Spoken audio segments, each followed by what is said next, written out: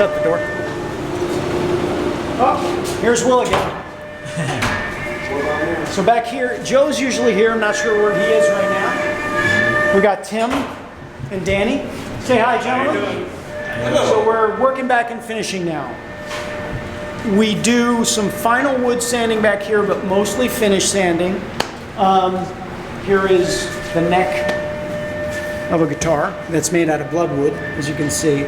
That's the inlaid headstock or peghead logo underneath there. Come on into the spray booth.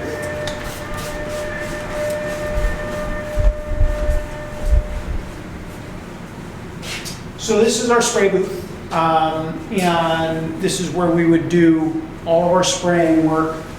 These are instruments that are, here's the other part of that guitar, right? So that's bloodwood, highly figured bloodwood. These are getting ready, these are roughed up for another coat of spray. That's why you see the finish is a little hazy.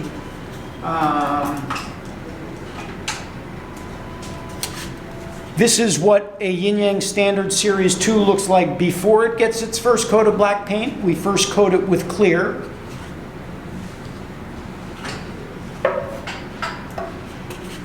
And there it is after it has its first coat of black. All right, then it'll get more clear over it. Here's part of a special run with spalted maple.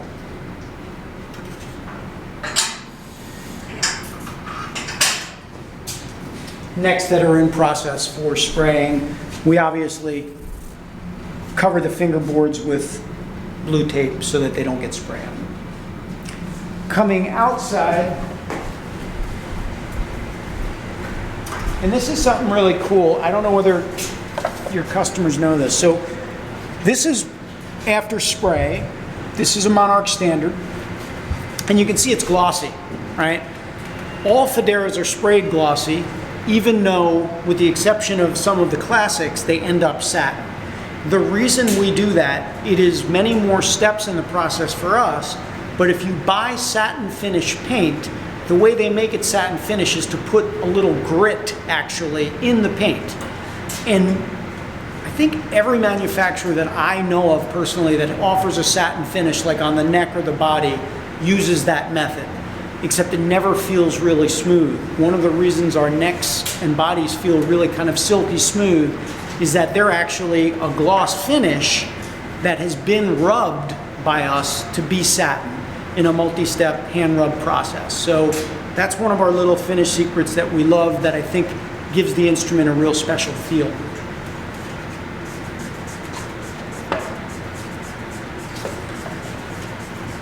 So these are all bolt-ons in various stages of being ready. Here is one Elite. Oh my God. Yeah, that's really beautiful Koa. So that's going to be a Koa 6-string with dual coils, and man, once that's finally waxed up, it is just going to be stunning. It's going to be stunning. So, and there is before, remember I was talking about that decorative stripe? Mm-hmm. There's the heel block. That's what it looks like after it's carved.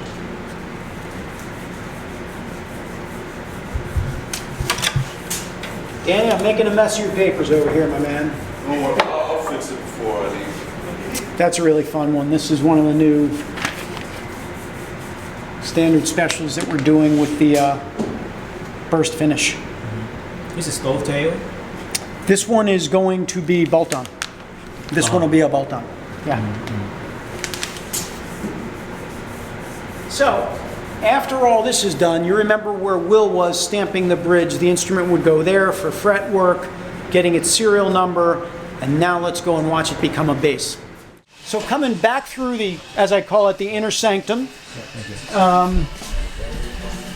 So this is my partner Joey, and Joey is the other founder of the business. Vinny and Joey founded Fodera in 1983. We became friends in about 2007, and I became their partner in 2009. So I'm the new kid on the block. These guys are the guys that had the vision to make this happen. This is Joey's bench, and literally every Fodera that has become a Fodera has come through this bench. And I'd say 95% of the instruments became an instrument at Joey's hands. I've done a few Vinny's done a few. If Joey's out or on vacation, there are others of us that know how to do it, but frankly, this is the guy you want making yours.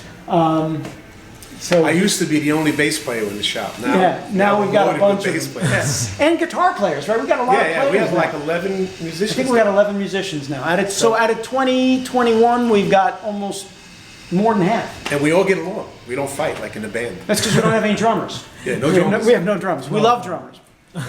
Anyway, this is that NAMM bass. I love this bass. I love this bass. I love this fingerboard. I was just playing. Yes, it's killer. Dave played it also. Yeah, it's cool. He likes it. Cool. So this is where all the parts would be added. Joey adds the electronics, the preamp, everything. It goes from being wood to being an instrument in Joey's hands. He does the setup, he plays the bass.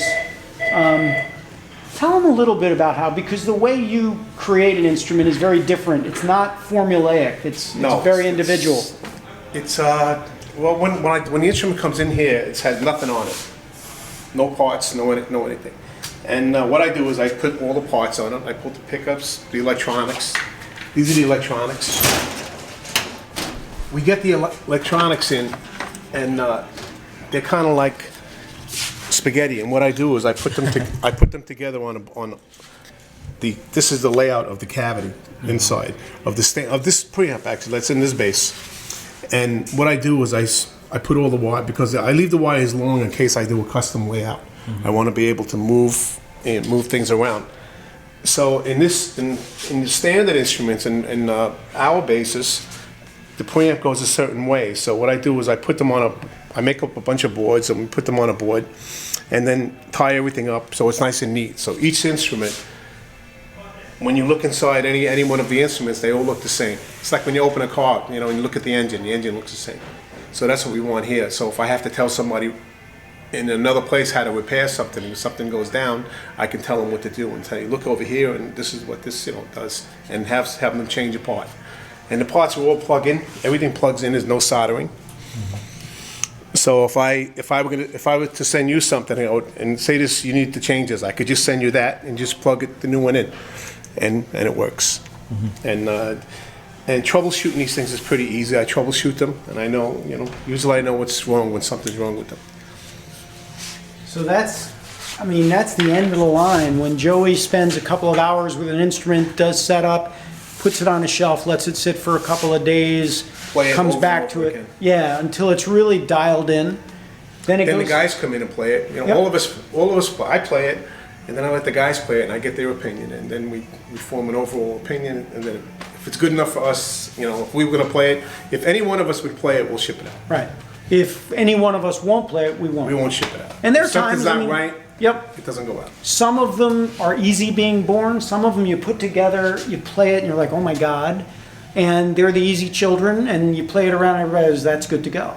Others, they need a little fretwork, they need to sit, they're more difficult children. And you have to sit there and work through it and make sure it's really where it needs to be before it goes out the door. It's the one that didn't go right out the door is because of setup, or It depends. Look, our instruments are made out of wood. Wood is a natural product, and wood is constantly moving. Some of them move in completely predictable ways. Some of them almost don't move at all, and others do strange things. It has to do with weather. It has to do with the individual piece of wood. The secret between really great lutherie and kind of just slopping stuff together and sending it out, a lot of it has to do with, at the end of the day, going through each process methodically and making sure there's excellence in every process. But then at the end, if there's an issue, knowing where to go back and solve that issue. And if you can't, there are times that we have to actually cut a bass up and throw it away. We don't love doing that, but we would much rather do that than send it out. That's a pretty rare occurrence. Most of the time, it may be a fret that moved a little bit that needs to be reseated. Sometimes it takes a while. It also takes a while. Like when these instruments go out, there's so much time that we put into the instrument before we send it out to make it playable, and going back and forth and back and forth. Sometimes I'll go through 2 sets of strings before I send it out. I play it for like an hour and a half, and then change the strings and try another string. if you put stainless on it, maybe it sounds better with nickel on it. You know, so we want to do what's best for the instrument. Yep. And this way, when the player gets it, most players get these instruments, they open up the case and they plug them in and they play them right away. And they love that about it. So we try to dial the setup in, because then when the instrument has to go out and we have to ship it, and it goes in a plane and flies in cold weather and, you know, flies across the world, we send them to you. Yeah. And when you get it, we want you to have a great, you know, to know exactly like, oh, I just got to maybe turn the truss rod and most of the times it's just either turn the truss rod quarter turn or flip the truss rod. The truss rods are reversible. So we put like a built-in insurance policy inside. It's inside the neck. So the neck is never not usable. You know, the neck is 9 times out of 10 it's usable. You know, we try to make the neck as stiff as possible, not to even use a truss rod. So when the truss rod has to be flipped, that's because the neck is too stiff and it's not ready to pull up. Now, all that's available on www.fodera.com under Caring for Your Instrument. We have a series of setup videos. The one other point I'd make to your customers, when you get an instrument from you or from us and it's in that brand new box, the temptation is rip it open and start playing it.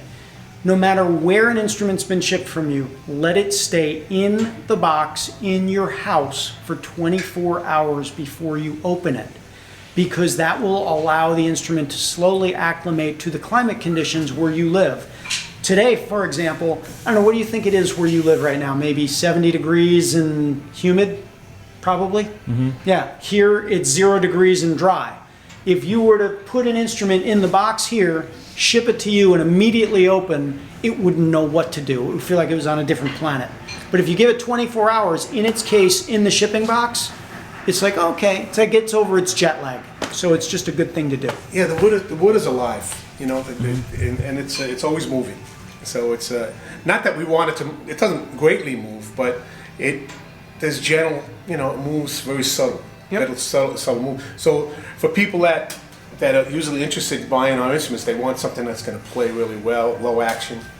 And if you play really, really low action, you can feel every little move that the instrument makes. Right. So the best thing to do is check out the setup. Jason does a nice setup on our website that you could check out, and you could dial the bass in to get the bass exactly the way you like it.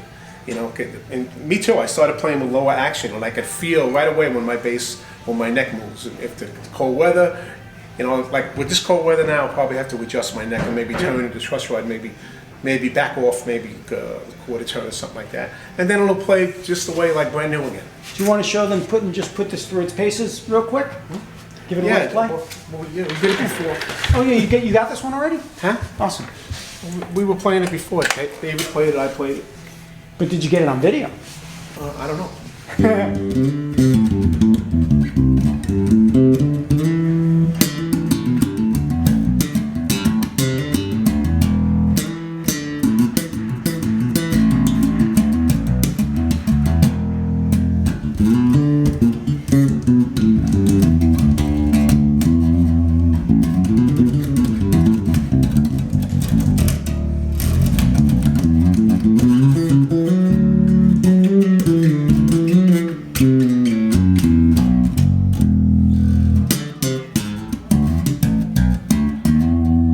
There you have it. That's Fodera in a nutshell, guys. Thank you so much.